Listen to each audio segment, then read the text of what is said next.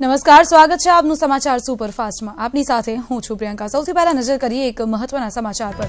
લોકસભા ચૂંટણી પહેલા શંકરસિંહ વાઘેલા એક્શનમાં આવી ગયા છે। 27 તારીખે એનસીપી આપશે મોટા સમાચાર। લોકસભા ચૂંટણી પહેલા શંકરસિંહ વાઘેલા એક્શનમાં આવી ગયા છે। 27 તારીખે એનસીપી આપશે મોટા સમાચાર। શંકરસિંહ વાઘેલા એનસીપીમાં જોડાયા છે ત્યારે હવે તેમણે જણાવ્યું છે કે 27 તારીખે એનસીપી મોટા સમાચાર આપશે। શંકરસિંહ વાઘેલા જે હાલ લોકસભાની ચૂંટણી પહેલા એક્શન મોડમાં આવી ગયા છે તેમણે જણાવ્યું છે કે 27 તારીખે એનસીપી આપશે એક મોટા સમાચાર।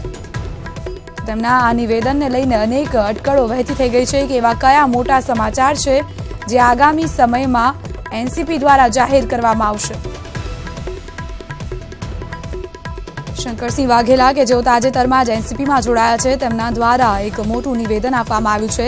લોકસભા ચૂંટણી પહેલા તેમણે પોતાનો એક્શન મોડ બતાવી દીધો છે અને જણાવ્યું છે કે 27 તારીખે એનસીપી એક મોટા સમાચાર આપશે। ત્યારે આ સમાચાર કયા હોઈ શકે છે તેને લઈને અત્યારથી જ અનેક અટકળો લાગી રહી છે। નવસારી વિજલપુર નગરપાલિકાના ભાજપના બાગી કોર્પોરેટર ભાલચંદ્ર પાટીલ જુગાર રમતા પકડાયા છે। વિજલપુર શહેરમાં આવેલી વાડીમાં તે જુગાર રમતા હતા। નાનુભાઈની વાડીમાં ખુલ્લામાં જુગાર રમતા તે પોલીસના હાથે ઝડપાઈ ગયા છે। પોલીસે તેમને રંગે હાથ ઝડપી પાડ્યા છે અને પોલીસે કોર્પોરેટર સહિત 8 લોકોની અટકાયત કરી છે। પોલીસે કોર્પોરેટર સહિત 8 લોકોની અટકાયત કરી છે। નાનુભાઈની વાડીમાં ખુલ્લામાં જુગાર રમતા કોર્પોરેટર ભાલચંદ્ર પાટીલ ઝડપાઈ ગયા છે। વધુ માહિતી સાથે જોડાઈ ગયા છે સંવાદદાતા રાજન રાજપૂત। રાજન, ભાલચંદ્ર પાટીલ જુગાર રમતા ઝડપાઈ ગયા છે, સાથે અન્ય 8 લોકોની પણ અટકાયત કરી લેવામાં આવી છે। શું જાણકારી મળી રહી છે આ સમગ્ર મામલામાં?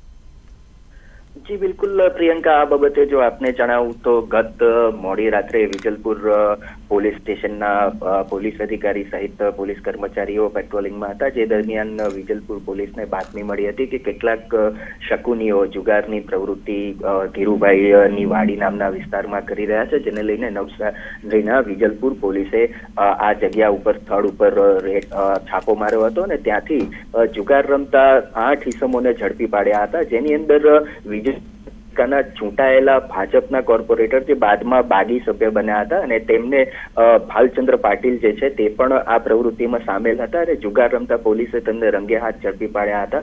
દાવ પર લાગેલા રોકડા રૂપિયા અને મોબાઈલ સહિતનો મુદ્દામાલ પોલીસે જપ્ત કર્યો છે અને હાલ વિજલપુર પોલીસ દ્વારા બાગી કોર્પોરેટર સહિતના જુગારીયાઓ સામે આગળની કાર્યવાહી ચાલી રહી છે। પ્રિયંકા જી બિલકુલ રાજન, આભાર આપનો આ સમગ્ર મામલે માહિતી માટે। બાગી કોર્પોરેટર જુગાર રમતા રંગે હાથ ઝડપાઈ ગયા છે।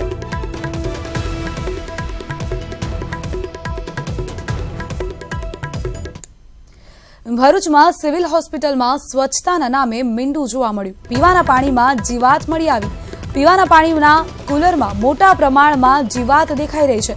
સિવિલ હોસ્પિટલમાં જ સ્વચ્છતાનો અભાવ જોવા મળતા દર્દીના આરોગ્ય સાથે ચેડા થતા હોવાનું સ્પષ્ટ દેખાઈ રહ્યું છે। પીવાનું જે પાણી છે તેમાં મોટા પ્રમાણમાં જીવાત જોવા મળી રહી છે। વધુ માહિતી સાથે જોડાઈ ગયા છે સંવાદદાતા જય વ્યાસ। જય, જે રીતે હોસ્પિટલમાં જ સ્વચ્છતાના નામે મીંડું જોવા મળી રહ્યું છે ત્યારે આ મામલે તંત્ર દ્વારા શું કોઈ નિવેદન આપવામાં આવ્યું છે કે કેમ? ભરૂચ સિવિલ હોસ્પિટલના 3જા માળ પર દર્દીઓને પીવા માટે જે કુલર મૂકવામાં આવ્યું છે તે કુલરમાં મોટા પ્રમાણમાં જીવાત હોવાનું બહાર આવ્યું હતું। આ અંગે ન્યૂઝ 18 ગુજરાતીની ટીમે સિવિલ પ્રશાસનને જાણ કરતા સિવિલ પ્રશાસનનો કાફલો ઘટના સ્થળે દોડી આવ્યો હતો અને જે કુલર છે તે કુલરનું પાણી તાત્કાલિક ખાલી કરાવી અને જે સેનેટરી વિભાગ છે તે સેનેટરી વિભાગને મેમો આપી અને તે લોકો પાસે ખુલાસો માંગવામાં આવ્યો છે। પરંતુ ચોક્કસ સિવિલ હોસ્પિટલમાં જે પીવાના પાણીમાં ગંદકી જોવા મળી છે ત્યારે સ્વચ્છતાના નામે મીંડું જોવા મળી રહ્યું છે।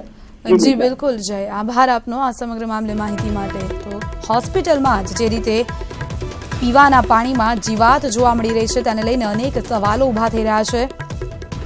હોસ્પિટલમાં જે સારવાર માટે દર્દીઓ આવ્યા છે તેમના આરોગ્ય સાથે ખુલ્લેઆમ ચેડા કરવામાં આવી રહ્યા છે। સુરતના ઉધનામાં આવેલ કલ્યાણ કુટીર પ્લોટમાં ચોરી થઈ છે. આરોપીઓ રોકડ રકમ 2.50 લાખ અને 22 તોલા સોનાની ચોરી કરીને ફરાર થઈ ગયા. ઘટનાની જાણ થતાં પોલીસ ઘટનાસ્થળે પહોંચી અને વધુ તપાસ હાથ ધરી હતી. ઉધના વિસ્તારમાં આવેલ છે કલ્યાણ કુટીર કે જેમાં ચોરી થઈ છે. આરોપીઓ 2.5 લાખ રોકડ અને 22 તોલા સોનાની ચોરી કરીને ફરાર થઈ ગયા છે. કલ્યાણ કુટીર પ્લોટમાં ચોરી થઈ ગઈ છે અને સીસીટીવી જે સામે આવ્યા છે તેમાં 2 શખ્સોને બહાર નીકળતા પણ જોઈ શકાય છે. આ ઘટનાની જાણ થતાં જ તંત્ર દોડતું થઈ ગયું છે. અંબાજીના દાંતાના રસ્તા પર ટ્રાફિક જામના દ્રશ્યો સર્જાયા. હડાદ અંબાજી માર્ગ બંધ હોવાથી ટ્રાફિક જામ થયો હતો, જેને લઈને મંદિરે દર્શન કરવા આવતા યાત્રિકોને ભારે મુશ્કેલીનો સામનો કરવો પડી રહ્યો છે. દાંતાના રસ્તા પર ટ્રાફિક જામના દ્રશ્યો આપ જોઈ રહ્યા છો. હડાદ અંબાજી માર્ગ બંધ હોવાથી ટ્રાફિક જામના દ્રશ્યો સર્જાયા અને યાત્રિકો ભારે મુશ્કેલીમાં મુકાયા છે. અંબાજી દર્શનાર્થે આવતા લોકોને ખૂબ જ મુશ્કેલી પડી રહી છે. ટ્રાફિકના દ્રશ્યો સર્જાયા છે, આપ જોઈ શકો છો.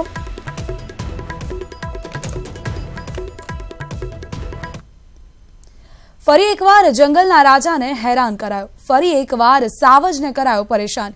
ફરી એકવાર સાવજની કરાઈ સતામણી અને વિડીયો થયો વાયરલ. આ તસવીરો છે કોસ્ટલ હાઈવેની, જ્યાં સિંહોનું ટોળું રસ્તા પર આવી ગયું અને ત્યારબાદ કેટલાક ટીખળખોરોએ આ સિંહોને પરેશાન કર્યા. સિંહ દોડતા રહ્યા અને ટીખળખોરો પોતાના અંદાજમાં પજવણી કરતા રહ્યા, જાણે કે તેમણે નક્કી કરીને રાખ્યું હોય કે તેઓ સિંહોનો પીછો કરશે અને હેરાન કરશે. સવાલ એ છે કે આ રીતે જંગલના રાજા સિંહની સુરક્ષા કેવી રીતે થશે અને કેવી રીતે બચશે જંગલનો રાજા? અવારનવાર સિંહોની સતામણીના વિડીયો સામે આવતા હોય છે.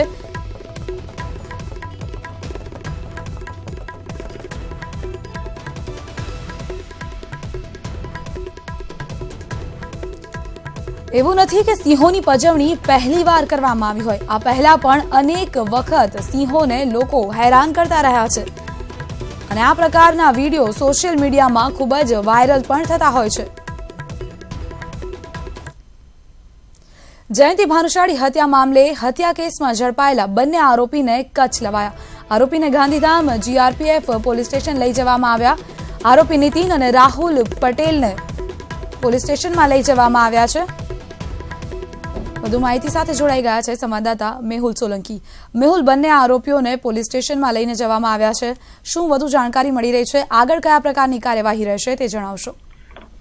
જી ચોક્કસ. જયંતિ ભાનુશાળી હત્યા કેસ મામલે જે ગઈકાલે ખુલાસો પોલીસે કરવામાં આવ્યો, ત્યારબાદ બંને આરોપીને છે તે કચ્છ લાવવામાં આવ્યા છે. જે બંને આરોપી છે નીતિન અને રાહુલ, તેના ઉપર આરોપ છે કે તેમને જે સાફ સુથરોને રહેવા માટે કચ્છમાં વ્યવસ્થા કરી હતી અને તેમને મદદગારીનો આરોપ છે. આ સમગ્ર કેસમાં આ બંને જે મહત્વપૂર્ણ જે કડી કહી શકાય કે બંને આરોપી ઝડપાઈ ચુક્યા છે.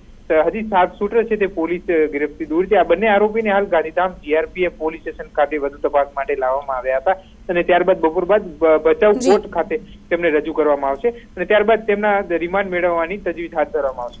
જી બિલકુલ મેહુલ, આભાર આપનો અમારી સાથે જોડાવા માટે. જયંતિ ભાનુશાળી હત્યા મામલે જે બંને આરોપીઓ છે નીતિન અને રાહુલ પટેલ, બંનેને કચ્છ લાવવામાં આવ્યા છે. હવે આગળની કાર્યવાહી હાથ ધરવામાં આવશે અને આગળ મોટા ખુલાસા થાય તેવી શક્યતા છે.